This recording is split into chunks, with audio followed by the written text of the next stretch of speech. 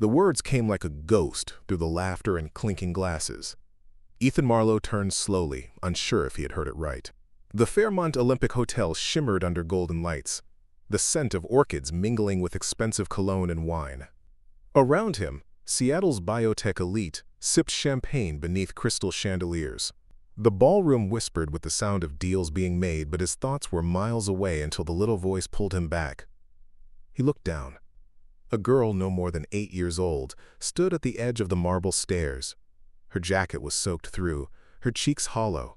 She clutched a battered metal lunchbox in both hands, dented and scratched from use. Her eyes stared up at him, too old, too knowing for someone so small. "Sir," she repeated, quieter now, "my daddy can't afford medicine. Before we jump back in, tell us where you're tuning in from, and if this story touches you, make sure you're subscribed, because tomorrow I've saved something extra special for you."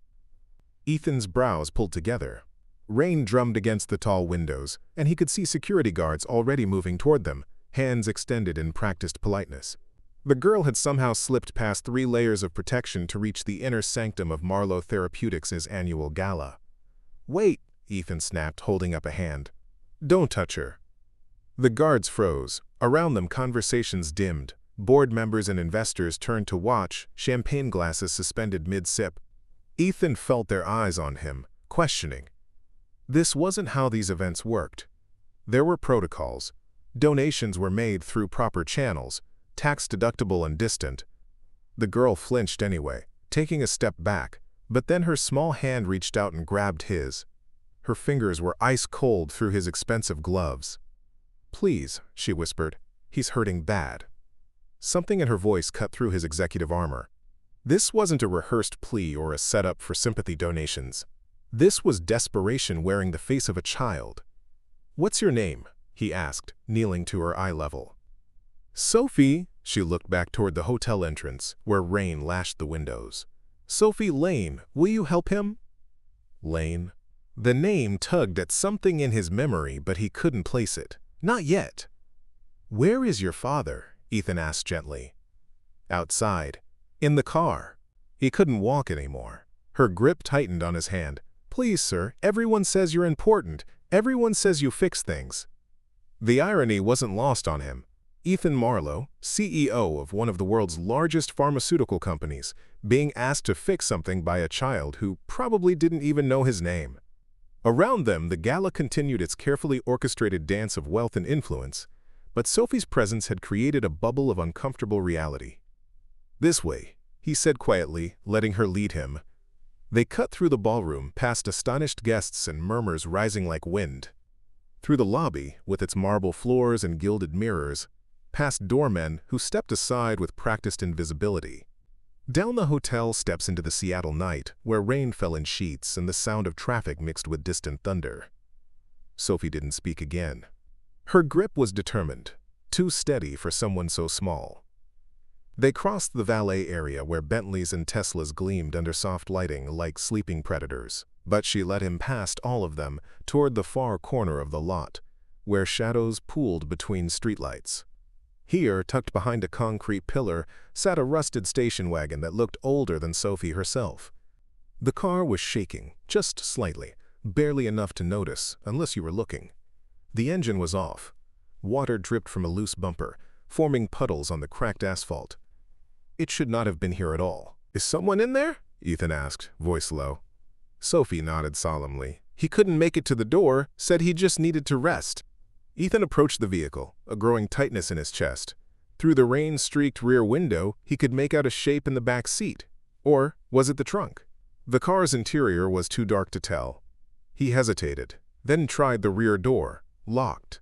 Sophie produced a key from her pocket, old brass worn, smooth by use. The door opened with a groan of protest.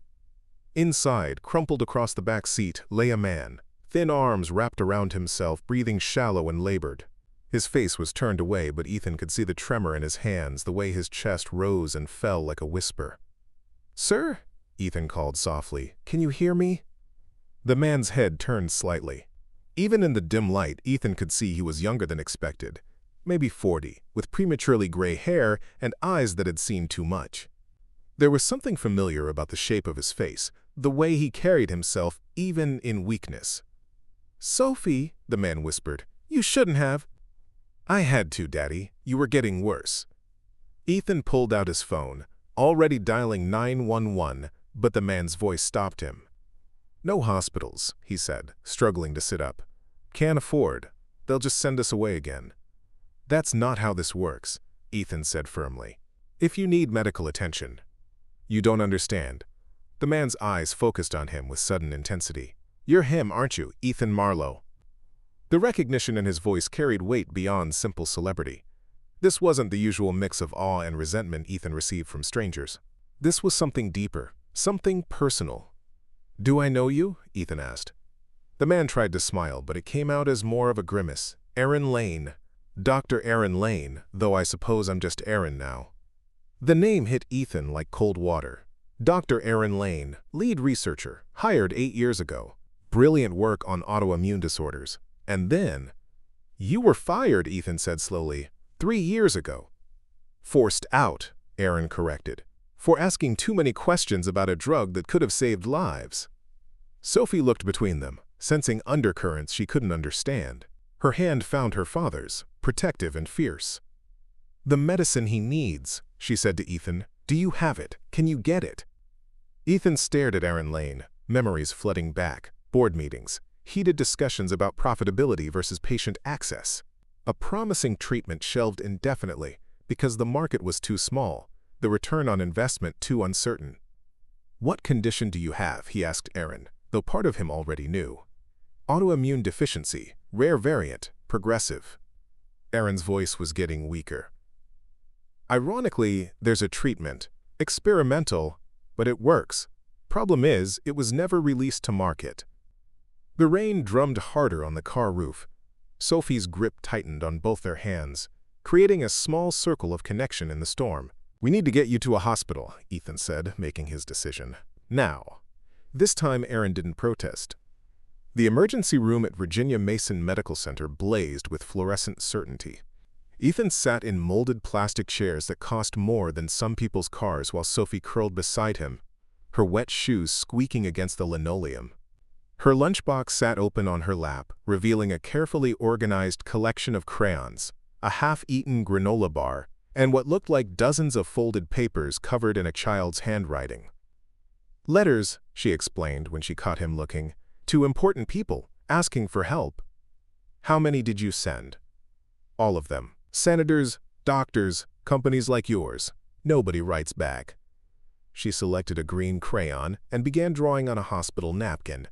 "Except one lady. She sent a form letter that said they were exploring my concerns." Through the treatment room's glass partition, Ethan could see Aaron hooked to monitors, IV fluids dripping steadily into his arm. The emergency physician, Dr. Martinez, had been professional but blunt. Severe dehydration, malnutrition, and an autoimmune system in collapse.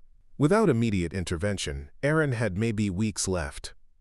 "Mr. Marlowe?" Dr. Martinez appeared beside them, clipboard in hand. "We've stabilized him for now, but he needs specialized treatment. There's a drug that could help, MGX 417. It's still in trials, restricted access only." Ethan's blood chilled. MGX 417. He knew that designation. He'd signed the order to halt its development. "What would it take to get access?" he asked carefully. "Compassionate use program, maybe, but it's expensive. Nearly $30,000 per treatment cycle. Insurance won't cover experimental drugs." Dr. Martinez glanced at Sophie, lowering her voice. "Honestly, without significant financial resources." She didn't finish the sentence. She didn't need to. "I'll cover it," Ethan said. Dr. Martinez blinked. "All of it?" "Whatever he needs." Sophie looked up from her drawing, a stick figure man in a white coat, handing medicine to another stick figure in a hospital bed. "Are you rich?" she asked, with the directness only children possessed. "Yes," Ethan said. "I am." "Good. Rich people should help sick people." If only it were that simple, Ethan thought. He excused himself and stepped into the corridor, dialing a number he knew by heart. "Gideon, it's Ethan. I need you to pull some strings with the FDA. Compassionate use authorization for MGX 417. Gideon Cross, Marlowe Therapeutics' chief operating officer, was quiet for a long moment. That's interesting timing. Isn't that the drug we shelved? Yes. And you want to resurrect it now because… Ethan watched Sophie through the window, her small hands working with fierce concentration on another drawing. Because someone needs it. Someone. Gideon's voice carried a warning. Who is someone, Ethan? A former employee, Dr. Aaron Lane. The silence stretched longer this time. When Gideon spoke again, his tone had shifted to something sharper. Aaron Lane was terminated for cause: theft of proprietary information. Violation of non-disclosure agreements. He's not our responsibility. He's dying, Gideon. People die every day. We can't save them all. A pause. Where are you right now? Ethan hesitated. Something in Gideon's voice made him cautious. Handling it personally, quietly. Good. Keep it that way. And Ethan? Be very careful about extending charity to former employees who might have complicated relationships with the company. The line went dead. Ethan stared at his phone, unease settling in his stomach. Gideon's reaction was too controlled, too prepared. As if he'd been expecting this call. Back in the waiting area, Sophie had fallen asleep in her chair, her head resting against the arm. Her drawing lay finished on the floor. The stick-figure doctor was now surrounded by other stick figures, all holding hands in a circle around the hospital bed. She's been here before, came a voice behind him. Ethan turned. Mrs. Ortega, Aaron's neighbor, had arrived sometime during his phone call. She was a small woman with silver hair and kind eyes that had seen too much. Sophie knows this place. She's brought her father here twice in the past month. Both times they had to leave when the insurance ran out. What happened to her mother? Cancer, 4 years ago. Mrs. Ortega settled into a chair beside Sophie, adjusting the girl's jacket like a blanket.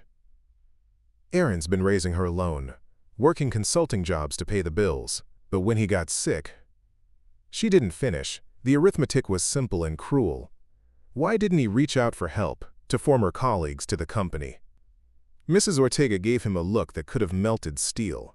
You mean the company that fired him? The one that threatened legal action if he ever spoke publicly about his research? Ethan felt heat rise in his face. That's standard procedure for proprietary. Mr. Marlowe, her voice cut through his corporate speak like a blade. That man in there discovered something that could help thousands of people. And your company buried it because it wasn't profitable enough. Now he's dying from the very condition he tried to cure. The words landed like physical blows. Ethan sank into the plastic chair, the weight of recognition finally settling on him. He remembered the board meetings now, the projections showing limited market potential for MGX 417, the decision to redirect resources to more commercially viable projects. His decision. The drug works, he said quietly, doesn't it? 93% response rate in early trials. Aaron was so excited he could barely sleep. He said it was the breakthrough he'd been working toward his whole career. Mrs. Ortega's voice was steady, but her hands shook slightly. The day he got fired, he came home and cried, not because he lost his job, but because he couldn't help those patients anymore. Sophie stirred in her sleep, mumbling something indistinct. Mrs. Ortega stroked her hair gently. She still believes in heroes, the older woman said. Keeps writing those letters, making those drawings. She thinks if she can just reach the right person, explain it properly, someone will help. Ethan looked at the drawing on the floor, all those stick figures holding hands around the hospital bed, a child's vision of what healing should look like. What if I could get the drug released, made available to everyone who needs it? Mrs. Ortega studied his face carefully. Could you? Or are you just trying to ease your conscience by helping one man? It was a fair question, one he wasn't sure he could answer. Dr. Martinez reappeared, this time with better news. Aaron was stable, coherent, and asking for Sophie. They were moved to a private room. Ethan's insurance card had worked wonders with the hospital administration. Aaron looked smaller in the hospital bed, but his eyes were clearer. Sophie climbed carefully onto the chair beside him, showing him her drawings. Daddy, this is Mr. Marlowe. He's going to get you the medicine. Aaron's gaze met Ethan's over his daughter's head. There was no anger there, no accusation. Just exhaustion, and something that might have been resignation. You don't have to do this, Aaron said quietly. Yes, I do. Why? It was Sophie who answered. Because he's good, she said with absolute certainty. Rich people who are good help sick people. That's how it works. Neither man corrected her innocent faith, but Ethan felt its weight settling on his shoulders like a promise he wasn't sure he could keep. Outside the hospital windows, Seattle's skyline glittered in the distance. Somewhere among those lights stood Marlowe Therapeutics headquarters, 37 floors of glass and steel built on the promise of healing. From here it looked impossibly far away. Aaron closed his eyes, fatigue claiming him again. Sophie continued drawing, her crayons scratching softly against paper, and Ethan sat in the gathering darkness, trying to figure out how to keep a promise to a dying man and his daughter, a promise that might destroy everything he'd spent his life building. Morning light filtered through the hospital room's blinds, casting stripes across Aaron's sleeping form. Ethan had stayed the night, dozing fitfully in the uncomfortable chair, while Sophie curled up on a makeshift bed of hospital blankets. Mrs. Ortega had brought changes of clothes and Sophie's school backpack, along with a thermos of coffee that tasted like salvation. The insurance approved the MGX 417, Dr. Martinez announced during morning rounds. Expedited compassionate use. I've never seen paperwork move that fast. Sophie looked up from her cereal, eyes bright. What does that mean? It means your dad is going to get the medicine he needs, Ethan said. But Dr. Martinez's expression remained cautious. The treatment protocol is complex. 6 weeks of intensive therapy, followed by monthly maintenance doses. We'll need to monitor for side effects, adjust dosages. It's not a simple fix. Aaron stirred, consciousness swimming back slowly. How much? He asked, voice hoarse. Don't worry about the cost, Ethan said quickly. I'm not talking about money. Aaron struggled to sit up, waving away Dr. Martinez's attempt to help. How much of my daughter's life am I going to steal while I'm hooked to machines and dealing with side effects? How much of her childhood do I sacrifice for the chance to see her graduate? The question hung in the air like smoke. Sophie's spoon clinked against her bowl, the only sound in the suddenly tense room. Daddy, she said finally, I don't mind taking care of you. I mind. Aaron's voice was fierce despite his weakness. You should be worried about homework and friends, not whether your father is going to wake up tomorrow. Dr. Martinez cleared her throat diplomatically. The success rate is very high. 93% of patients show significant improvement within the first month. Many return to completely normal lives. Based on how many test subjects? Aaron asked. The question caught everyone off guard. Dr. Martinez flipped through her chart, frowning. The trials? Well, they were terminated early, so the sample size is limited. Terminated why? Another uncomfortable pause. Dr. Martinez glanced at Ethan, then back to Aaron. Commercial viability concerns, according to the records. Aaron's laugh was bitter. Commercial viability, there's a phrase I remember well. Ethan felt heat creep up his neck. Around them, the hospital continued its morning routines. Nurses checking vitals, breakfast trays rattling down hallways, the constant beep and hum of machines keeping people alive. But in this room, the past was colliding with the present in ways that made his expensive suit feel like armor made of paper. The treatment will work, he said firmly. That's what matters now. Will it? Aaron pushed himself higher in the bed, and for a moment, the brilliant researcher emerged from beneath the sick man's exterior.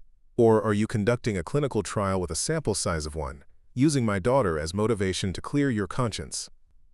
Sophie looked between them, sensing adult currents she couldn't fully understand. What's conscience?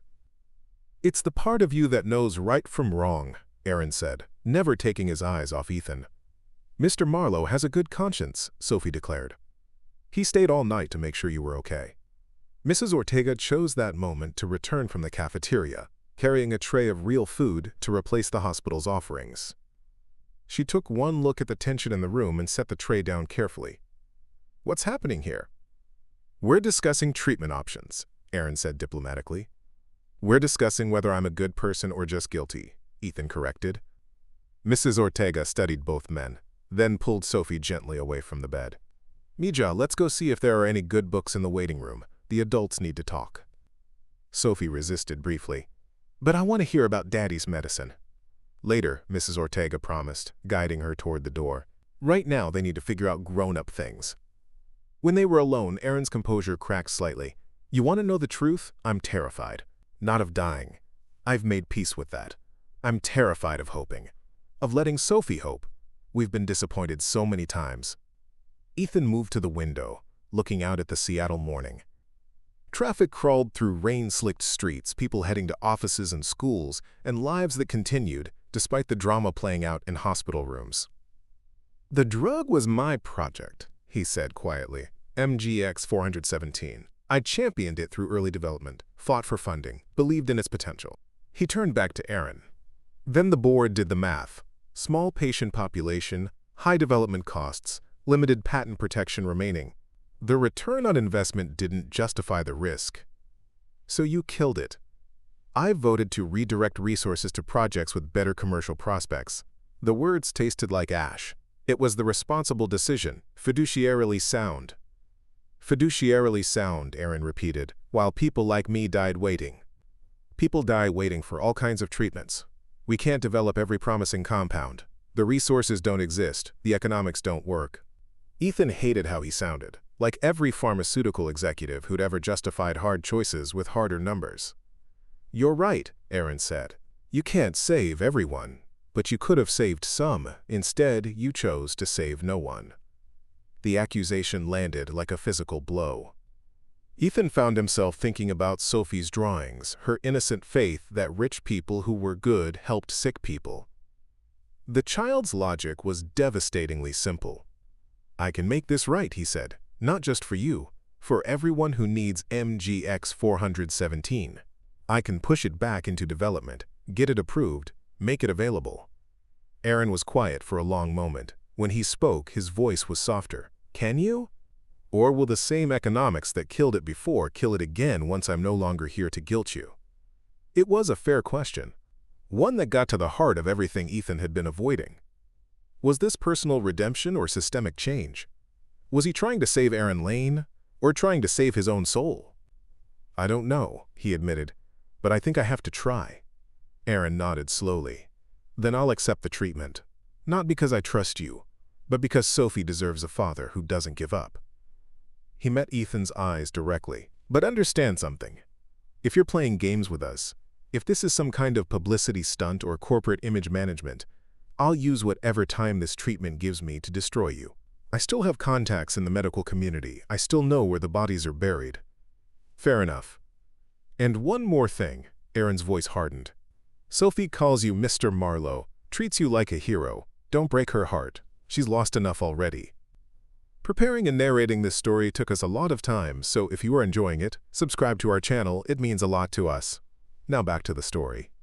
The warning was clear. Ethan was walking into something much more complex than a simple medical intervention. He was taking on the role of hope in a child's life. And hope was a responsibility he'd never had to carry before. Mrs. Ortega returned with Sophie, who immediately climbed back onto the chair beside her father's bed. She had a new drawing, stick figures of all of them standing around a house with the sun shining overhead. This is us when Daddy gets better, she announced. We're having a barbecue.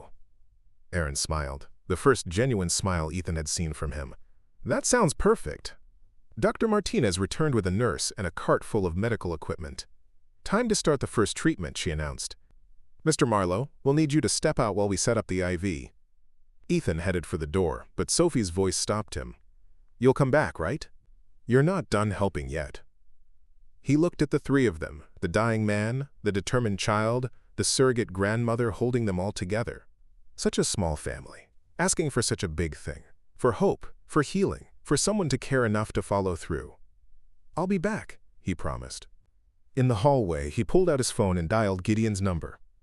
It was time to have a more serious conversation about MGX 417 and why it had really been shelved. But first, he needed to understand exactly what he was up against within his own company.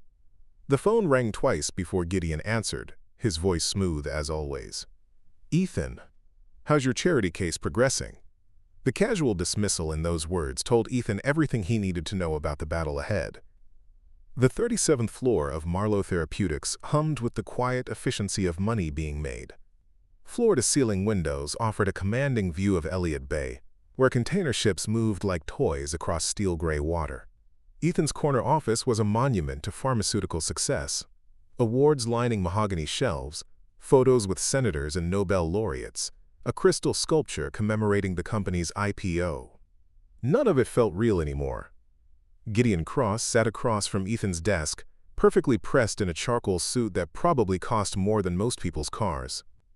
His silver hair was styled with military precision, his smile practiced and empty.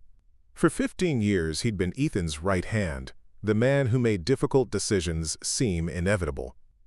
"You look tired," Gideon observed, settling back in the leather chair. "This charity work is taking its toll." "It's not charity, it's justice." Gideon's eyebrow lifted fractionally. "Strong word. Justice implies someone was wronged. Are you suggesting Marlowe Therapeutics acted improperly?" The question was a trap, and they both knew it. Ethan had called this meeting to understand why MGX 417 had really been shelved. But Gideon was already 3 moves ahead. "I'm suggesting we made a mistake," Ethan said carefully. "A drug that could help thousands was abandoned for financial reasons." "Financial reasons." Gideon spoke the words like they were distasteful. "You mean the fundamental principle that keeps this company alive? The fiduciary duty to our shareholders? Our duty is to heal people. Our duty is to stay in business so we can heal people." Gideon leaned forward, his voice taking on the patient tone of a teacher correcting a slow student. MGX 417 would have served maybe 3,000 patients worldwide. Maybe. The development costs would have exceeded $1 billion. The patent cliff meant we'd have perhaps 5 years of market exclusivity before generics flooded in. So we let those 3,000 people die? So we used that $1 billion to develop treatments that helped 3 million people instead. Gideon's fingers drummed silently against the chair arm. "Mathematics, Ethan. Cold and clean and necessary." Ethan walked to the window, watching rain streak the glass. Below, Seattle went about its business. People rushing between buildings. Lives lived in the shadows of corporate towers that made decisions about who lived and who died based on spreadsheet calculations. Aaron Lane didn't see it that way. Aaron Lane was a brilliant researcher and a terrible businessman. He let emotion cloud his judgment. Gideon's voice carried a warning note. "Much like you're doing now. Maybe emotion is what we need more of around here. Emotion doesn't fund drug development. Emotion doesn't navigate FDA approval processes. Emotion doesn't build companies that employ 30,000 people." Gideon stood, moving to stand beside Ethan at the window. "Tell me something. How's Dr. Lane responding to treatment?" The shift was subtle but significant. Gideon knew Aaron was receiving MGX 417, which meant he was monitoring the situation more closely than he'd admitted. Too early to tell. And the girl? Sophie, isn't it? How was she handling her father's illness? Ice formed in Ethan's chest. There was no reason Gideon should know Sophie's name unless he'd been investigating them. "She's 8 years old. How do you think she's handling it?" Children are resilient. They adapt, find new attachments when old ones fail. Gideon's reflection in the window smiled, but his eyes remained cold. "Speaking of attachments, I understand you've been spending considerable personal time at the hospital. Some might see that as admirable. Others might wonder about your judgment." The threat was delicate, but unmistakable. Ethan turned to face his COO directly. "What are you really worried about, Gideon?" "I'm worried about a CEO who's lost perspective, who's making decisions based on sentiment rather than strategy." Gideon straightened his tie, a gesture Ethan had seen 1,000 times before important board meetings. "The Lane family is a tragic case, but we can't save everyone, and trying to do so would destroy our ability to save anyone. Unless the real reason we shelved MGX 417 had nothing to do with economics." The temperature in the room seemed to drop 10 degrees. Gideon's smile never wavered, but something shifted behind his eyes. "I'm not sure what you're implying." "I'm not implying anything. I'm asking directly. Was there another reason the drug was pulled from development?" "Such as?" "I don't know. That's why I'm asking." Gideon was quiet for a long moment, studying Ethan's face like he was seeing him for the first time. When he spoke, his voice had lost its practiced warmth. Aaron Lane was terminated for violating his non-disclosure agreement. He leaked proprietary research data to patient advocacy groups, attempting to force our hand on drug development. That's not just unethical, it's industrial espionage. Or it's a researcher trying to help people. It's a researcher putting his personal agenda ahead of legal obligations, corporate obligations, the kind of behavior that could expose us to lawsuits, regulatory sanctions, public relations disasters. Gideon moved back to his chair, but didn't sit. The kind of behavior you're exhibiting now. The accusation hung between them like a blade. Ethan felt the weight of 15 years of partnership, of shared victories and difficult decisions. Gideon had been more than an employee. He'd been a friend, a confidant, the man who'd helped build Marlowe Therapeutics from a startup with big dreams into a pharmaceutical giant. Now that same man was looking at him like an enemy. I'm trying to do the right thing. The right thing for who? For Aaron Lane? For his daughter? For the 3,000 hypothetical patients who might benefit from MGX 417? Gideon's voice hardened. Or for Ethan Marlowe's conscience? Maybe those aren't mutually exclusive. They are when the right thing for your conscience destroys everything we've built. Gideon finally sat, crossing his legs with deliberate calm. Let me be very clear about something, Ethan. This company has weathered congressional investigations, FDA audits, class action lawsuits, and hostile takeover attempts. We've survived because we make smart decisions and stick to them.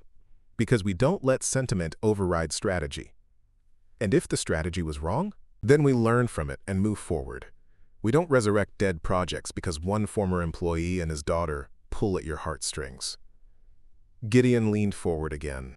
MGX 417 is buried for good reasons. Digging it up won't help Aaron Lane. It will hurt everyone else who depends on this company for their livelihoods. Ethan felt the familiar weight of corporate responsibility settling on his shoulders. 30,000 employees. Millions of patients depending on Marlowe Therapeutics' pipeline. Shareholders who'd invested their retirement funds in the company's future. All of it balanced against one dying man and his daughter. What if I could prove the drug would be profitable, he asked. You can't. But if I could? Gideon studied him for a long moment. Then we'd have a different conversation. But Ethan, if you're thinking of conducting unauthorized research, of using company resources for personal projects, of risking regulatory violations to satisfy your guilt, that would be grounds for removal as CEO. The threat was finally explicit. Ethan nodded slowly, understanding the battle lines had been drawn. I appreciate your concern for the company's welfare, he said formally. Good. Gideon stood, smoothing his suit jacket. Then we understand each other. Dr. Lane will receive his treatment, funded through your personal philanthropy. A generous gesture that reflects well on Marlowe Therapeutics' commitment to compassionate care, but that's where it ends. He moved toward the door, then paused with his hand on the brass handle. One more thing. The Lane family's situation is tragic, but it's also private. It would be unfortunate if their story became public in a way that reflected poorly on the company. Patient confidentiality is sacred after all. The subtext was crystal clear. Keep quiet or Sophie and Aaron would suffer the consequences. After Gideon left, Ethan stood alone in his office, surrounded by the trappings of success that suddenly felt like the bars of a cage. Through the windows, Seattle sparkled under clearing skies, beautiful and indifferent. Somewhere in that sprawling city, Aaron Lane was beginning a treatment that might save his life, funded by money that felt increasingly like blood payment. His phone buzzed, a text from an unknown number. This is Margot Hale. We went to med school together. I'm an investigative journalist now. I hear you might have a story worth telling. Coffee? Ethan stared at the message for a long moment. Margot Hale. He remembered her. Brilliant, fearless, the kind of student who asked uncomfortable questions in ethics class. The kind of person who'd chosen a different path than corporate success. The kind of person who might help him find another way forward. He typed back, when and where? The coffee shop on Capitol Hill looked like 1,000 others in Seattle. Exposed brick, mismatched furniture, the gentle hiss of espresso machines competing with rain pattering against tall windows. Ethan felt conspicuous in his $1,000 suit among customers in flannel and denim. their laptops covered with stickers advocating various causes he'd never thought much about. Margot Hale sat in the back corner, her auburn hair shorter than he remembered but her green eyes just as sharp. She'd claimed a table with clear sightlines to all exits, a journalist's paranoia or simple caution. He wasn't sure which. "You look exactly like your corporate headshots," she said as he approached. "I wasn't sure you'd actually show." "You weren't sure I'd remember you." "Oh, I was sure you'd remember me. The question was whether you'd care." She gestured to the chair across from her. "Sit. You're making the other customers nervous." Ethan settled into the worn wooden seat, feeling oddly exposed. In boardrooms and gala dinners, he commanded respect through sheer presence.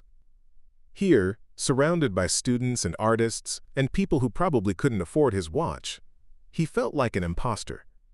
"You've done well for yourself," Margot observed, sipping what looked like black coffee. "CEO of Marlowe Therapeutics, Forbes list. Congressional testimony on drug pricing reform. You've been researching me. It's my job." Though I have to admit, when I heard Ethan Marlowe wanted to meet for coffee, I was curious. The Ethan I knew in med school wouldn't have lasted 5 minutes in corporate pharmaceuticals. The barista called out a complicated drink order, something involving multiple pumps of syrup and oat milk. Ethan realized he'd been staring and forced himself to focus. People change. Do they? Or do they just find better ways to hide who they really are? Margot leaned forward slightly. The Ethan I knew wanted to cure rare diseases, wrote his thesis on orphan drug development, spent spring break volunteering at free clinics instead of partying in Cabo. That Ethan didn't understand how the world works. Maybe. Or maybe he understood it better than the Ethan who sits on pharmaceutical boards and justifies price increases to shareholders. Her voice wasn't judgmental, just curious. "So which one am I talking to today?" Ethan ordered a simple coffee, black, no sugar, and tried to organize his thoughts. He'd called this meeting because he needed help, but articulating exactly what kind of help was proving difficult. "Do you know anything about MGX 417? He asked finally. Margot's expression shifted almost imperceptibly. "Interesting question. Why do you ask?" "Because I think my company buried a treatment that could help thousands of people." "Think or know?" "I'm trying to find out the difference." Margot was quiet for a moment, studying his face. When she spoke, her voice was careful. "I know Aaron Lane was working on autoimmune treatments when he was fired from Marlowe Therapeutics.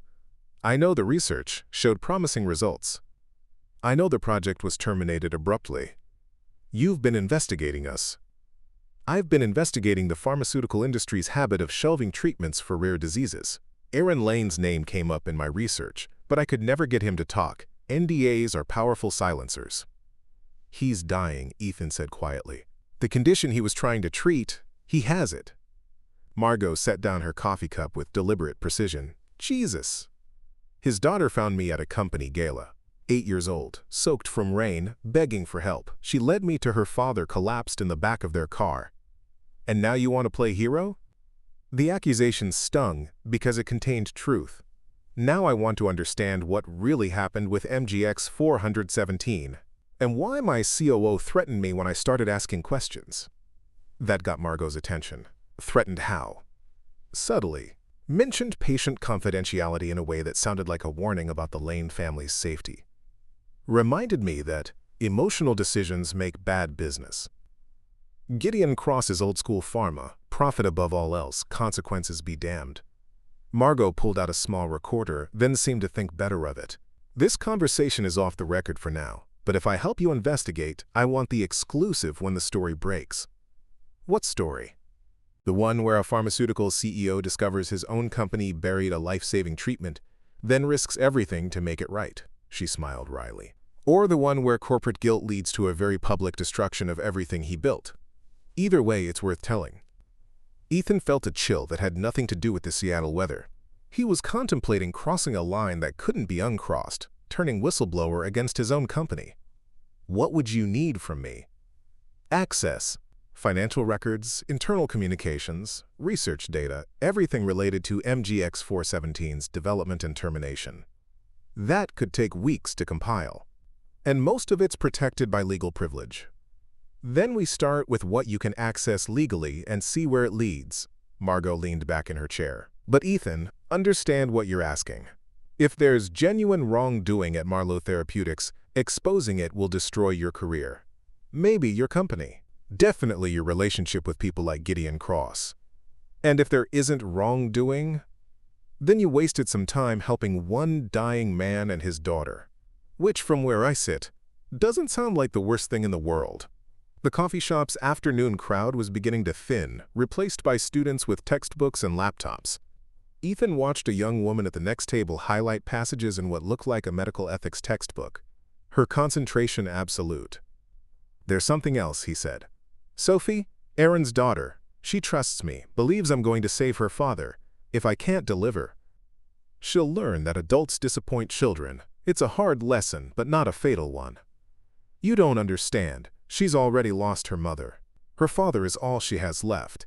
If he dies because I couldn't find the courage to do the right thing." Margot's expression softened slightly. "And if he dies because you destroyed your company trying to do the right thing but were too late?" Children are resilient, Ethan, but they need stability more than they need heroes. It was a fair point. Ethan thought about Sophie's drawings, her absolute faith that rich people who were good helped sick people. Such simple arithmetic from such a complicated world. "I need to try," he said finally. "Then we need to be smart about it. Investigating your own company is like performing surgery on yourself. Possible, but extremely dangerous without the right tools." Margot pulled out her phone. "I'm going to give you a secure email address. Send me whatever you can access without raising flags. Financial records, personnel files, research summaries. I'll cross-reference with public filings and see what doesn't add up. How long will that take? Depends what we find. Could be days, could be months." "Aaron doesn't have months." "Then we'd better hope we find something quickly." She stood, gathering her jacket. "One more thing. If we're doing this, we're doing it right. No cutting corners, no bending rules, no letting emotion override evidence. The moment this becomes about assuaging your guilt rather than uncovering truth, people get hurt." Ethan nodded, understanding the terms. As Margot headed for the door, she turned back. "The Ethan I knew in med school would have made a good doctor, maybe even a great one, but doctors treat individual patients. What we're talking about now, that's about treating a system. Are you sure you're ready for that kind of medicine?" He wasn't sure of anything anymore. But as he sat alone in the coffee shop, watching Seattle's evening unfold outside rain-streaked windows, he knew he had to try. Somewhere across the city, Sophie Lane was probably doing homework while her father underwent treatment for a condition his own research might have cured years ago. The mathematics of guilt were more complicated than Gideon's spreadsheet suggested. The apartment building in Beacon Hill had seen better decades. Faded brick and wrought iron fire escapes told stories of immigrant families and working-class dreams, but the neighborhood was fighting gentrification now. Coffee shops appearing between bodegas, rent signs in multiple languages promising spaces that longtime residents couldn't afford. Ethan climbed 3 flights of narrow stairs, past cooking smells and the sound of children playing, until he reached apartment 3C. The nameplate read Lane in careful block letters, probably written by Sophie herself. Mrs. Ortega answered his knock, her face creasing with surprise. "Mr. Marlowe, we weren't expecting you. I wanted to see how Sophie was doing, with her father in the hospital." The older woman studied him for a moment, then stepped aside. "She's doing homework, but I think she could use the company." The apartment was smaller than Ethan had imagined. A living room barely large enough for a couch and television, a kitchenette with dishes drying in a rack, 2 bedrooms with a shared bathroom between them. But it was clean and warm, filled with the kind of details that made a space feel like home. Photos on the refrigerator, books stacked on every available surface, a bulletin board covered with Sophie's drawings. Sophie sat at a card table near the window, surrounded by school books and papers. She looked up as he entered, her face brightening with the uncomplicated joy children reserved for people they trusted. "Mr. Marlowe, did you see Daddy today?" "I did. He's responding well to the treatment. The doctors are pleased. I knew he would get better." Sophie returned to her work with the confidence of someone whose faith hadn't been tested by repeated disappointment. "Mrs. Ortega says I can visit him tomorrow after school." Ethan settled onto the couch, noting the stack of medical bills on the coffee table. Even with insurance, the costs were staggering, not just for Aaron's treatment, but for all the appointments and tests leading up to his hospitalization. At the bottom of the pile, he spotted an eviction notice dated 2 weeks prior. Mrs. Ortega followed his gaze. Aaron's been too proud to ask for help with rent, kept saying he'd find another consulting job, that things would turn around. How far behind are they? 3 months. The landlord's been patient, but she shrugged, the gesture conveying years of experience with the arithmetic of poverty. Ethan pulled out his phone, scrolling to his assistant's contact information. A few text messages would solve the rent problem, probably secure the apartment for the next year. Money was the easiest problem to fix, which made it somehow the least important. "I drew you something," Sophie announced, abandoning her homework to retrieve a piece of construction paper from her backpack. "It's Daddy's medicine." The drawing showed a castle made of pills, with tiny stick figures climbing ladders to reach a rainbow stretching across the sky. In the corner, larger figures, clearly meant to be Ethan and Dr. Martinez, stood with their arms raised in victory. "The medicine is like magic," Sophie explained. "It goes inside and fights the bad stuff, and then the good stuff wins." "That's exactly how it works," Ethan agreed. "Will it work for other sick people too?" The question was asked with the directness only children could manage, cutting straight to the heart of everything he'd been wrestling with. "It could," he said carefully, "if doctors can study it more and figure out the best way to give it to people. Then they should study it. That's their job, right, to help sick people?" Mrs. Ortega smiled from the kitchen, where she was preparing what smelled like homemade soup. "Sophie has very clear ideas about how the world should work." "Clear ideas are good," Ethan said. "Sometimes adults make things more complicated than they need to be." "Like what?" He thought about boardrooms and profit margins, about Gideon's warnings and Margot's investigation, about all the reasons why helping people had become so difficult that it required conspiracy and courage instead of simple human decency. "Like deciding who deserves help and who doesn't," he said finally. Sophie considered this seriously. "Everyone deserves help, that's obvious." "Yes," Ethan agreed. "It should be obvious." Mrs. Ortega appeared with bowls of soup and grilled cheese sandwiches, the kind of comfort food that had probably sustained this family through Aaron's illness and job loss. As they ate, Sophie chattered about school and her friends, about a science project on the solar system and a book report she was writing about Charlotte's Web. Normal 8-year-old concerns, except for the moments when her father's condition intruded, casual mentions of hospital visits, medication schedules, the matter-of-fact way she discussed things that should never be a child's responsibility. "Mrs. Ortega takes good care of you," Ethan observed. "She's been our neighbor forever. She taught me how to make scrambled eggs and helped me with my math homework when Daddy was too tired." Sophie paused in her eating. "She lost her husband too, so we take care of each other." The simple statement carried weight beyond its words. This was what community looked like in practice. People helping each other not because of corporate social responsibility initiatives or tax incentives, but because it was what neighbors did. After dinner, Sophie returned to her homework while Mrs. Ortega prepared tea. Ethan found himself studying the apartment more closely. The careful way space was utilized, the evidence of a life lived on financial margins, but with dignity intact. Photos on the walls showed happier times. Aaron and Sophie at what looked like a hospital picnic, probably from his days at Marlowe Therapeutics. Sophie's mother, radiant in the way people are when they don't know their time is limited. A younger Aaron accepting some kind of award, research achievement written across his face. "He was brilliant," Mrs. Ortega said quietly, following Ethan's gaze. "Still is. But brilliance doesn't pay rent when you're blacklisted from your profession." Blacklisted? After he was fired, other companies wouldn't hire him. Word gets around in the research community. Troublemaker, they said. Not a team player. She sipped her tea thoughtfully. Funny how standing up for patients makes you unemployable in an industry that's supposed to heal people. The accusation was delivered without heat, but it landed like a physical blow. Ethan thought about his own reputation in biotech circles, collaborative, pragmatic, someone who understood the business realities of drug development, the kind of executive boards wanted because he didn't make waves. He never should have been fired, Ethan said. No, Mrs. Ortega agreed. But admitting that now doesn't undo 3 years of Sophie learning to be afraid every time someone knocked on the door, wondering if it was another bill collector or the landlord. Sophie looked up from her homework. Are we talking about grown-up stuff again? Just boring adult things, Mrs. Ortega assured her. Mr. Marlowe, Sophie said, when Daddy gets better, will he be able to work again, as a scientist? The question hung in the air like a challenge. Even if Aaron recovered completely, his reputation in the pharmaceutical industry was probably irreparable. Gideon had seen to that. I hope so, Ethan said. Good scientists should be able to do science. That's what I think, too. Sophie returned to her work, satisfied with the adult world's promise to make sense eventually. Later, as Ethan prepared to leave, Mrs. Ortega walked him to the door.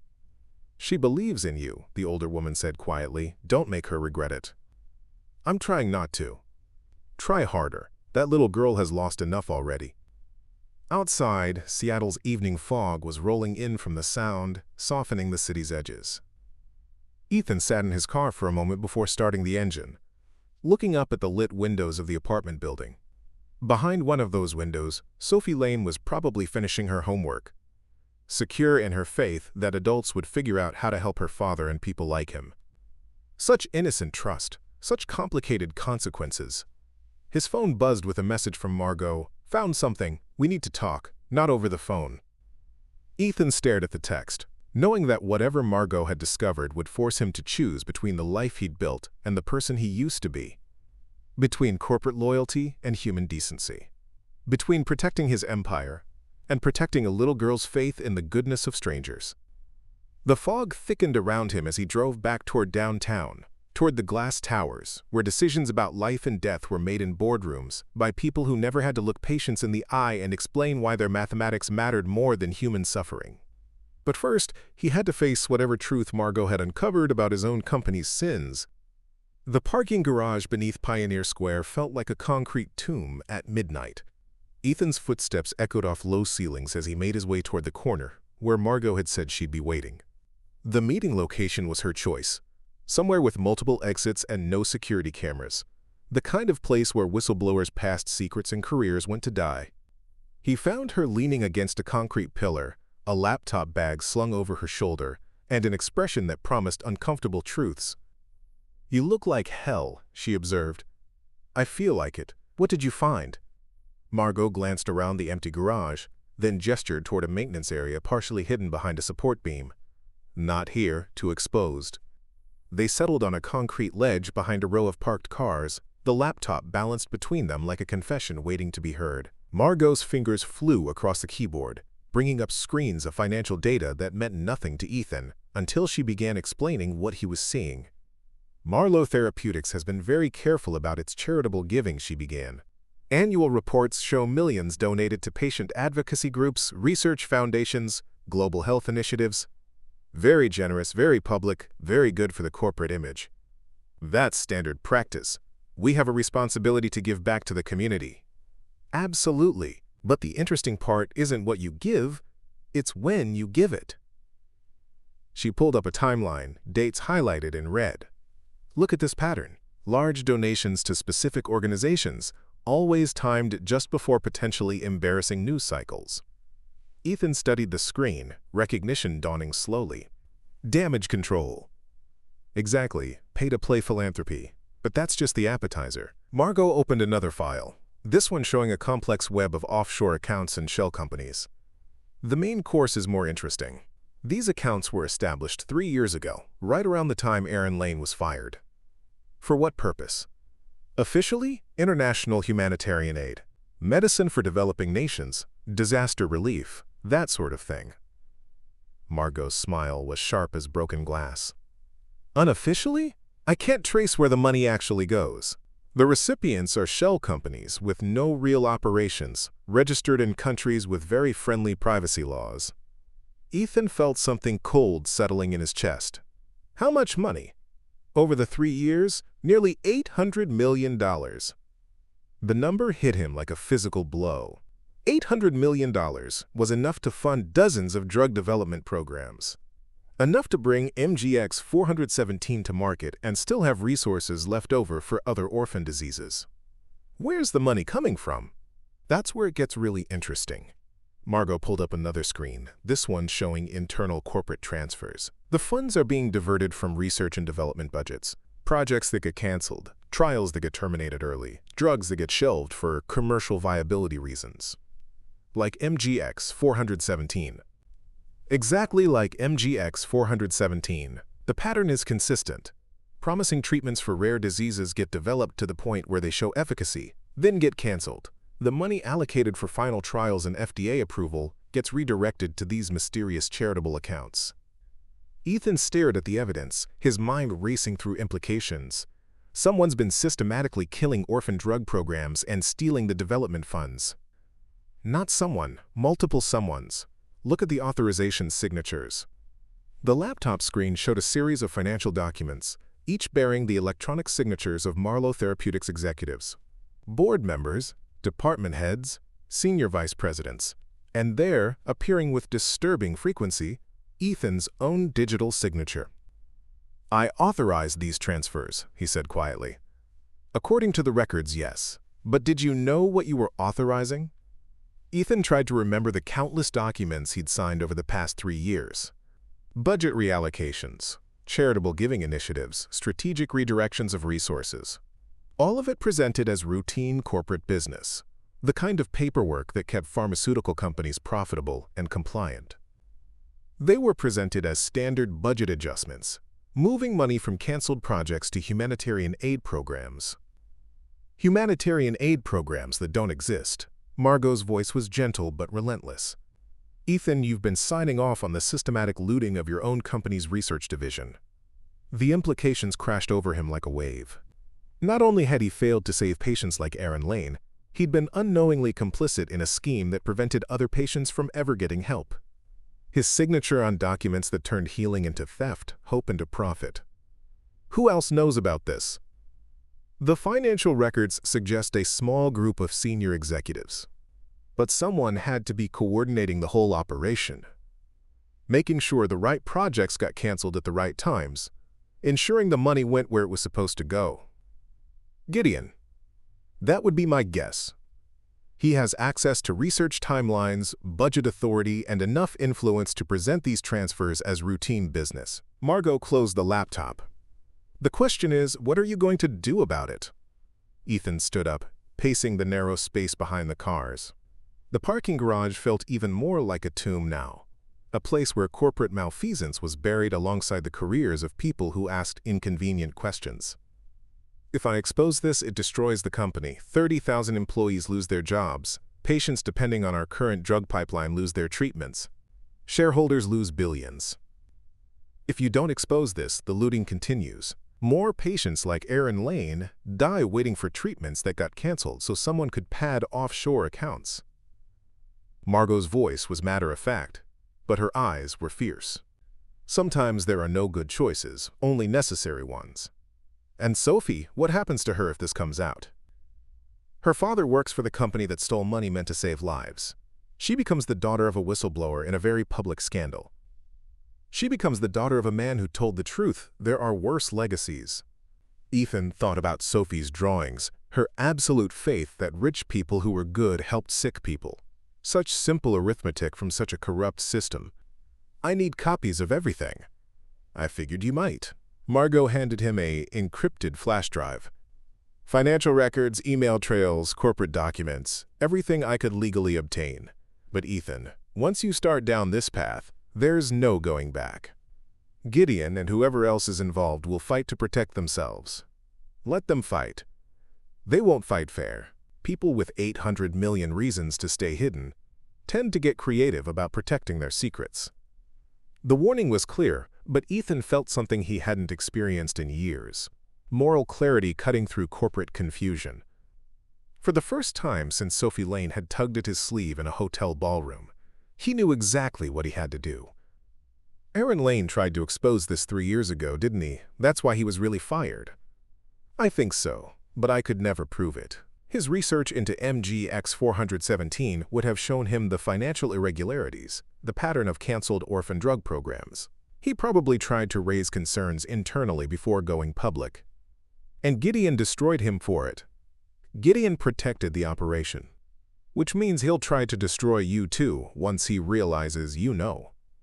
Ethan pocketed the flash drive, feeling its weight like a loaded gun.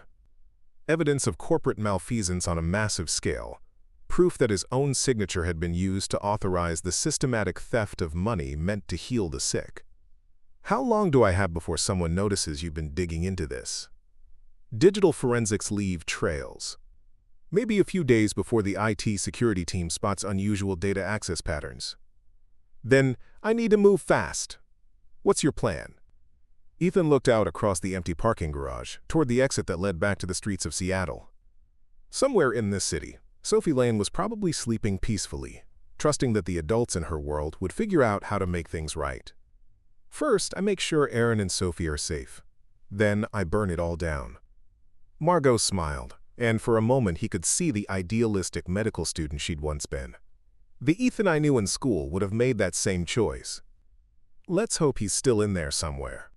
As they parted ways in the parking garage, Margot heading toward her car, Ethan toward a confrontation that would define the rest of his life, he felt the weight of moral courage settling on his shoulders. It was heavier than corporate responsibility, more demanding than shareholder value, but somehow easier to carry. The easy choices had led him here, to a concrete tomb where the truth was finally laid bare. Now came the hard choice, the only choice that let him look Sophie Lane in the eye and call himself one of the good guys. The executive conference room on Marlowe Therapeutics' 38th floor commanded a panoramic view of Seattle's pre-dawn skyline. At 4:30 in the morning, the city looked like a circuit board, patterns of light connected by dark arteries, beautiful and impersonal. Ethan stood at the floor-to-ceiling windows, watching early commuters begin their day, while behind him Gideon Cross made coffee with the casual precision of a man who owned the world. "You're up early," Gideon observed, settling into his customary chair at the head of the conference table. "Insomnia can be a sign of stress. Perhaps you should see someone about that." "I've been seeing someone, a journalist named Margot Hale." The coffee cup paused halfway to Gideon's lips. Such a small gesture, barely perceptible. But Ethan had learned to read the micro-expressions of corporate warfare over 15 years of board meetings and hostile negotiations. Margot Hale. The name sounds familiar. She was in my medical school class. Now she investigates pharmaceutical companies for a living. Ah. Gideon set down his cup with deliberate care. "And what does Ms. Hale find interesting about Marlowe Therapeutics?" Ethan turned from the window, the encrypted flash drive weighing heavy in his jacket pocket. "MGX 417 for starters. She's curious why we canceled such a promising treatment." "I thought we'd discussed this already." Commercial viability, return on investment, fiduciary responsibility to shareholders. Gideon's voice carried the patient tone of someone explaining basic arithmetic to a slow student. Surely an investigative journalist understands business fundamentals. She understands them perfectly. She also understands creative accounting. The temperature in the room seemed to drop 10 degrees. Through the windows, Seattle continued its morning routine, traffic building on I-5, ferries crossing Elliott Bay, the ordinary business of a city that had no idea a pharmaceutical empire was about to collapse. "Creative accounting," Gideon repeated slowly. "That's a serious accusation." $800 million in 3 years, Gideon. Diverted from canceled research programs to offshore accounts that don't actually help anyone. Gideon stood and walked to the coffee station, his movements unhurried. When he spoke, his voice remained perfectly controlled. "I'm afraid I don't follow your math. MGX 417 wasn't canceled because it wasn't profitable. It was canceled because someone needed the development funds for other purposes. Same with a dozen other orphan drug programs over the past 3 years. Ethan." Gideon turned, his expression mixing disappointment with something that might have been pity. "This obsession with Dr. Lane and his daughter is affecting your judgment. You're seeing conspiracies where there are only business decisions. I'm seeing my signature on documents authorizing financial transfers to shell companies. I'm seeing a pattern of promising treatments killed not by science or economics but by theft." Theft. Gideon spoke the word like it tasted bad. "You're accusing me of stealing from our own company. I'm accusing you of stealing from patients who needed those treatments." Aaron Lane was just the first one with enough courage to speak up. Gideon returned to his seat, steepling his fingers, a gesture Ethan had seen him use in dozens of board meetings when he was about to deliver particularly bad news to shareholders. Aaron Lane was terminated because he violated his non-disclosure agreement. He leaked proprietary information to patient advocacy groups, attempting to force our hand on drug development. That's not courage, that's industrial espionage. He leaked information about MGX 417 because he discovered the financial irregularities. He tried to save the program. He tried to destroy this company, just like you're trying to do now. The accusation hung in the air between them like a blade. Ethan felt 15 years of partnership evaporating, replaced by something colder and more dangerous. I'm trying to save this company. From you. Gideon laughed, a sound without humor or warmth. Save it? By exposing alleged financial irregularities to a journalist with a history of attacking pharmaceutical companies? By destroying shareholder confidence in regulatory compliance? By handing ammunition to every class action lawyer who's ever sued us? By telling the truth. The truth. Gideon stood again, moving to the window where morning light was beginning to transform Seattle's skyline from circuit board to watercolor. Let me tell you a truth, Ethan. Marlowe Therapeutics employs 30,000 people. Our drugs treat millions of patients worldwide. Our research pipeline includes treatments for cancer, Alzheimer's, diabetes, diseases that affect far more people than the rare conditions you're suddenly so passionate about. That doesn't justify.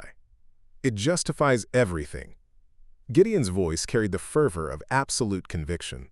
If we have to make hard choices about resource allocation, if we have to prioritize treatments that help the many over treatments that help the few, if we have to navigate complex financial structures to maintain our competitive position, that's not corruption. That's leadership. It's theft disguised as leadership. It's survival disguised as moral clarity. Gideon turned back to face him. You want to expose this alleged conspiracy? Fine. Let's imagine you succeed. Marlowe Therapeutics gets investigated, fined, possibly dissolved. Those 30,000 employees lose their jobs. Those millions of patients lose access to our treatments. The research pipeline gets sold off to competitors who may or may not continue development. And the $800 million gets recovered by lawyers and regulators, eventually, after years of litigation and bureaucratic process. How many patients die waiting for that justice, Ethan? It was a compelling argument, the kind of utilitarian calculus that made corporate malfeasance seem like an unfortunate necessity.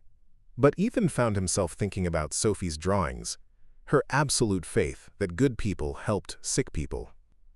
Aaron Lane is responding to the MGX 417 treatment, he said quietly. He's going to live. One man.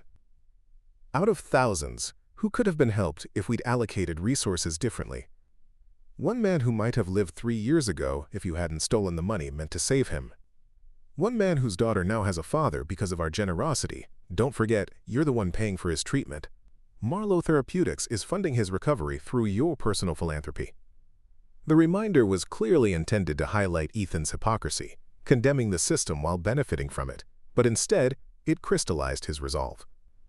Which is exactly what should have happened 3 years ago, for him and for every other patient with his condition. Gideon walked back to the conference table, his movements deliberate. When he spoke again, his voice had shed all pretense of collegiality. Let me be very clear about something, Ethan. The financial structures you're questioning were implemented for valid business reasons, with proper authorization and legal oversight. Any attempt to characterize them as improper will be met with appropriate legal response. Are you threatening me? I'm informing you.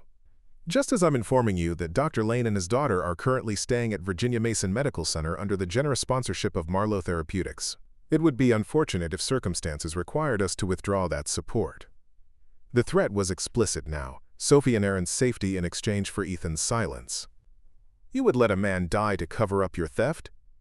I would protect this company and everyone who depends on it from a CEO who's lost the ability to see beyond his personal guilt. Gideon moved toward the door, then paused.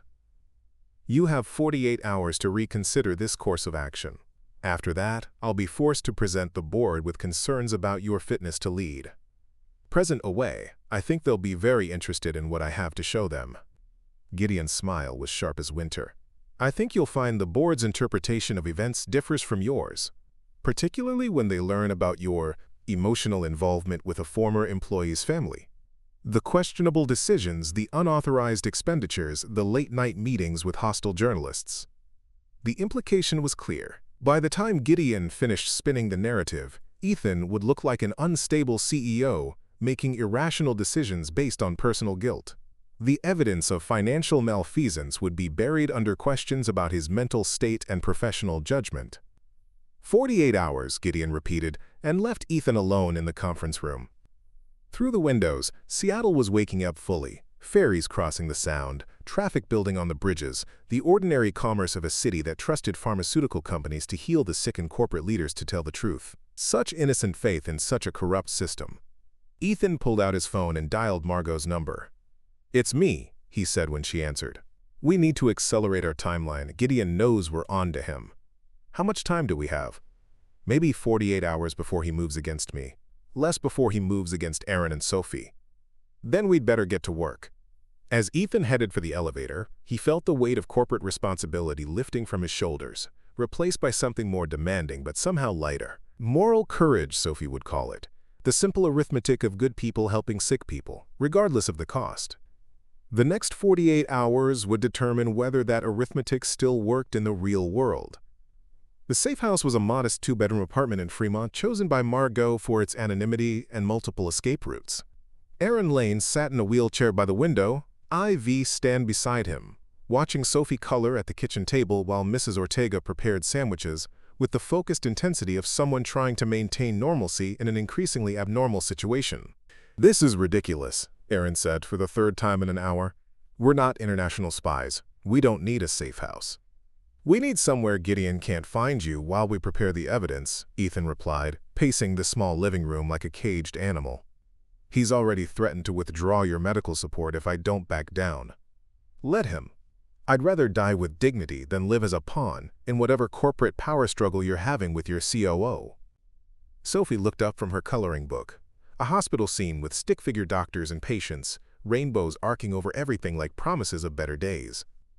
"Nobody's going to die," she announced with the absolute certainty of an 8-year-old. "Mr. Marlowe is fixing everything." The simple statement landed like a weight on Ethan's chest. Through the apartment's thin walls, he could hear neighbors going about their lives, cooking dinner, watching television, arguing about homework and bills, and all the ordinary problems of people who didn't have pharmaceutical executives threatening their safety. "Sophie, sweetheart," Mrs. Ortega said gently, "why don't you show Mr. Marlowe the drawing you made this afternoon?" Sophie bounded over with a fresh piece of construction paper, this one showing a courtroom scene. Stick figures sat in neat rows while a robed judge held a gavel, and in the center, a figure clearly meant to be Ethan stood at a podium with papers in his hands. "This is you telling everyone the truth," Sophie explained, "and this is the judge saying the bad people have to give back the medicine money." Aaron's expression darkened. "Sophie, what did you hear?" "Nothing," she said quickly. "I was just drawing. I like drawing courtrooms." But her eyes darted away, and Ethan realized she'd been listening to the adult conversations more carefully than anyone had noticed. An 8-year-old's interpretation of corporate malfeasance, rendered in crayon and childhood optimism. "It's a beautiful drawing," Ethan said, kneeling beside her chair.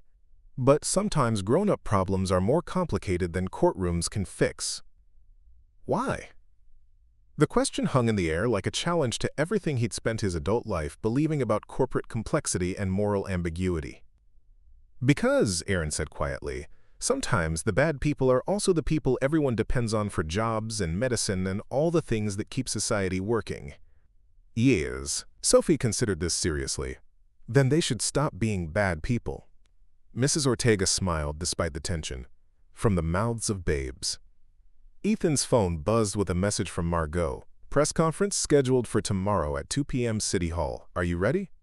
"Ready." Such a simple word for such a catastrophic decision. In 18 hours, he would stand in front of cameras and journalists and destroy everything he'd spent 15 years building. Expose the financial conspiracy that had killed orphan drug programs and stolen millions meant for healing. Implicate himself in the process, since his signature appeared on the authorization documents. "There's something you need to know," he said to Aaron, "about my role in what happened to MGX 417. Aaron looked up from his wheelchair, wariness replacing the fragile trust that had been building between them. "My signature is on the documents that authorize the financial transfers. I didn't know what I was really approving, but legally, I'm responsible for the decisions that killed your research program." The apartment fell silent except for the sound of Sophie's crayons moving across paper. Mrs. Ortega stopped cutting sandwiches. Aaron stared at Ethan with an expression that cycled through surprise, anger, and something that might have been disappointment. "You signed the orders that buried my work. I signed budget reallocations that I was told were routine corporate business. Moving money from canceled projects to humanitarian aid programs. I didn't know the humanitarian programs were fake. Didn't know or didn't want to know. It was a fair question, and it deserved an honest answer." Ethan thought about the countless documents he'd signed over the years, the trust he'd placed in subordinates, the willful blindness that let corporate executives sleep at night. "Both, probably. I trusted Gideon to handle the details. I focused on the big picture, shareholder value, corporate strategy, regulatory compliance, the kind of leadership that looks good in business schools and shareholder reports. The kind of leadership that kills people." "Yes." Sophie looked up from her drawing, sensing the change in emotional temperature. "Are you fighting?" "We're having a disagreement," Aaron said carefully. "About responsibility." "Whose responsibility?" "Mine," Ethan said. "This whole mess is my responsibility." "But you're fixing it now," Sophie said. "That's what matters, right?" Aaron's expression softened slightly. "Sophie, go help Mrs. Ortega with the sandwiches. The adults need to talk." When they were relatively alone, Aaron leaned forward in his wheelchair, his voice low and intense. "You want to know what responsibility looks like? It's a 39-year-old man explaining to his 8-year-old daughter why they can't afford groceries, because Daddy got fired for trying to help sick people. It's watching her learn to make scrambled eggs because you're too weak to cook dinner. It's seeing her write letters to strangers because she believes rich people who are good help sick people." "I know. Do you?" "Because responsibility isn't a press conference where you confess your sins and ask for forgiveness. It's living with the consequences of your choices every single day." "What do you want me to do, walk away, let Gideon continue stealing money meant for orphan drug development?" "I want you to understand that exposing this conspiracy won't undo the damage. It won't give me back 3 years of watching my daughter grow up too fast. It won't resurrect the careers of other researchers who got fired for asking inconvenient questions. But it might prevent the same thing from happening to other families." Aaron was quiet for a long moment, studying Ethan's face like he was seeing him for the first time. "You really believe that, don't you? That confession leads to redemption. I believe that silence leads to more of the same. More Aaron Lanes getting fired for trying to help patients. More Sophie Lanes learning to take care of sick parents because the system failed them. And you believe you're the right person to fix the system?" It was the question Ethan had been avoiding, even in his own thoughts. Was this about justice or just about his guilt? Was he trying to save other families, or trying to save his own soul? "I don't know if I'm the right person," he said finally, "but I'm the person who has the evidence. I'm the person with access to the financial records and the platform to make people listen. Maybe that's enough." Sophie appeared beside them, having finished her sandwich-making duties. She looked between the two men, her expression serious. "Daddy, are you mad at Mr. Marlowe?" "I'm not mad, sweetheart. I'm just trying to understand something." "What?" "Whether people can really change. Whether someone who made bad decisions can become someone who makes good decisions." Sophie considered this with the gravity of a philosopher. People change when they want to, when they decide to be better. "And how do you know if someone really wants to change?" "You watch what they do, not what they say." She looked directly at Ethan. "Mr. Marlowe moved us to a safe place. He's paying for your medicine. He's trying to stop the bad people from hurting other sick people. That's what good people do." Such simple arithmetic from such a complex situation. But Aaron's expression shifted, and Ethan saw something he hadn't expected. Forgiveness beginning to compete with anger. "Tomorrow at the press conference," Aaron said, "I want to be there. You're not strong enough for that kind of stress. I'm strong enough to tell my own story, to make sure people understand what really happened to MGX 417 and families like ours." Aaron's voice grew stronger. "If you're going to destroy your career to expose this conspiracy, The least I can do is help make sure it matters." Mrs. Ortega appeared in the doorway, worry creasing her features. "The news is on. You need to see this." They gathered around the small television as a local news anchor delivered breaking coverage. Marlowe Therapeutics stock plunged in after-hours trading following reports of an internal investigation into possible financial irregularities. CEO Ethan Marlowe was not available for comment, but sources close to the company suggest a major announcement is expected tomorrow. Sophie looked up at the adults, confusion replacing her usual confidence. "What does that mean?" "It means," Aaron said quietly, "that the fight is just beginning." Through the apartment windows, Seattle glittered in the distance, beautiful and indifferent. Somewhere in those lights, Gideon Cross was probably preparing his own version of events, spinning a narrative that would paint Ethan as an unstable executive, having a breakdown, rather than a whistleblower exposing corporate malfeasance. The next 18 hours would determine which story the public believed. But for now, in a modest safe house apartment, an unlikely family had formed around the simple proposition that good people helped sick people, regardless of the cost. It was a fragile alliance, built on guilt and hope, and an 8-year-old's faith in the possibility of redemption. It would have to be enough. The Seattle City Hall press room buzzed with the electric tension of a story about to break wide open. Reporters filled folding chairs while camera crews positioned themselves for optimal angles, their equipment creating a forest of tripods and boom mics. Outside, rain drummed against tall windows. The same Seattle rain that had brought Sophie Lane into Ethan's life a week ago, though it felt like a lifetime. Ethan stood behind a makeshift backstage area, actually just a maintenance corridor lined with mops and cleaning supplies. His hands shook as he reviewed his notes one final time, though he'd memorized every word hours ago. Beside him, Aaron Lane sat in his wheelchair, IV pulse steady beside him, his face pale but determined. "You don't have to do this," Ethan said quietly. "I can tell your story for you." "No," Aaron replied, his voice stronger than it had been in months. "This is my fight too. Has been for 3 years." Through a crack in the corridor door, they could see Margot Hale working the crowd of journalists, her press credentials giving her access to prime positioning. She caught Ethan's eye and nodded. Everything was in place. Mrs. Ortega appeared with Sophie, who had insisted on coming despite everyone's attempts to shelter her from what was about to unfold. The 8-year-old carried her battered lunchbox and a fresh drawing, this one showing stick figures holding hands around a giant heart.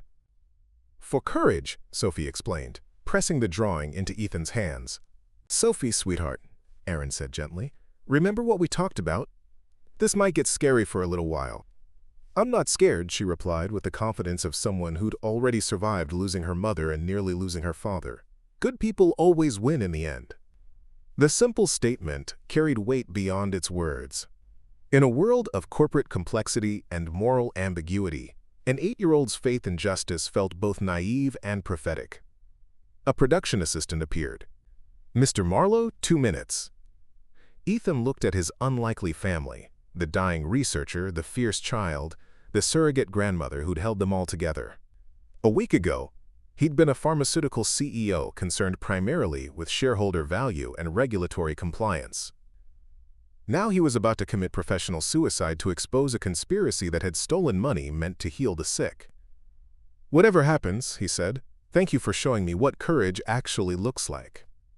The press room fell silent as Ethan walked to the podium. Camera flashes erupted like fireworks, and he could see reporters leaning forward, phones recording, ready to transmit his words to a world that had grown cynical about pharmaceutical companies and corporate whistleblowers alike.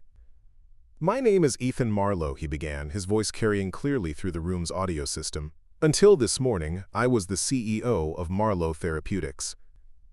I'm here today to confess to a conspiracy that has cost lives, stolen money meant for healing, and corrupted the fundamental mission of pharmaceutical research." A murmur rippled through the crowd. This wasn't the usual corporate apology or damage control statement. This was something raw, more dangerous. 7 days ago, I was attending a company gala when an 8-year-old girl approached me. Her name is Sophie Lane. She told me her father couldn't afford medicine, and she led me to a parking lot where I found Dr. Aaron Lane, a former Marlowe Therapeutics researcher, collapsed and dying from a condition his own research had been designed to cure. Ethan paused, looking out at the sea of faces, some skeptical, some intrigued, all waiting to see where this unprecedented confession was heading. What I discovered in the following days will shock you, as it shocked me. For 3 years, Marlowe Therapeutics has been systematically canceling promising treatments for rare diseases, not because they weren't effective, but because someone was stealing the development money allocated to bring those treatments to market. The murmur became a buzz, reporters checking their notes, camera operators adjusting their focus. This was the moment careers were made or destroyed. $800 million over 3 years, diverted from research and development budgets to offshore accounts disguised as humanitarian aid programs. Money that should have funded treatments for autoimmune disorders, rare cancers, genetic diseases, conditions that affect small patient populations but devastate the families who live with them. Aaron Lane appeared beside him, his wheelchair positioned at the podium's edge.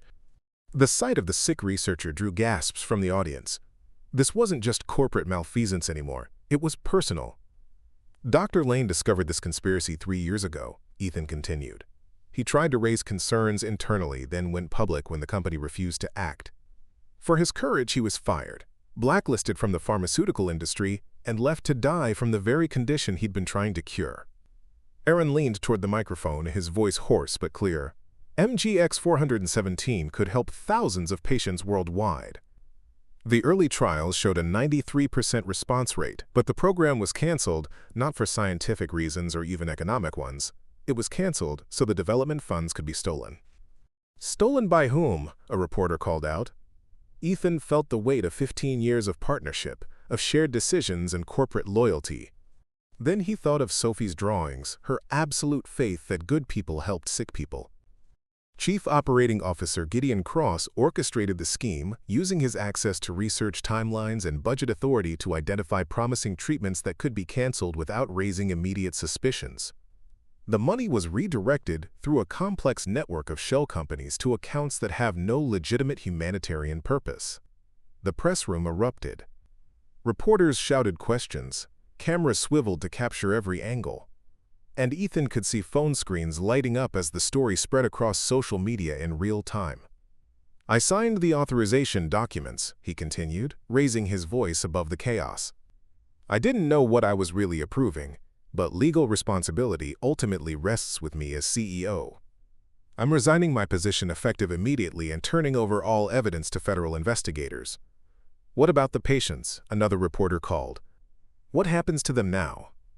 This was the question Ethan had dreaded, the utilitarian calculus that made corporate malfeasance seem like a necessary evil.